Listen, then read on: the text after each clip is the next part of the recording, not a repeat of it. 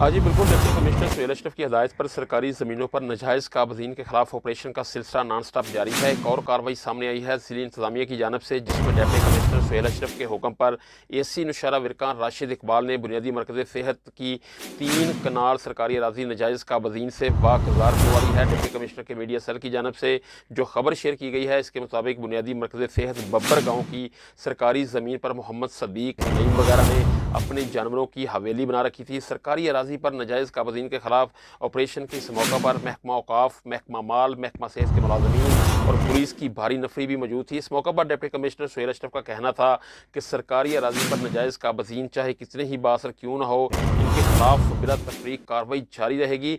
यहाँ पर मैं आपको ये भी बताता चलूँ कि बुनियादी मरकज़ सेहत बब्बर की सरकारी अराजी वागज़ार करवाने से कबल डिप्टी कमिश्नर के हुक्म पर किला दीदार सिंह में गुज़िश्ता रोज़ भी सरकारी ज़मीन पर नाजायज़ काबज़ीन के खिलाफ एक बड़ा ऑपरेशन किया गया था, जिसके नतीजे में 3.25 अरब रुपए की 1900 कनाल से ज़ायद ज़रिया अराज़ी वागज़ार करवाई गई थी, जिस पर भी बासर अफराद ने अरसा दराज से कब्ज़ा कर रखा था। जी।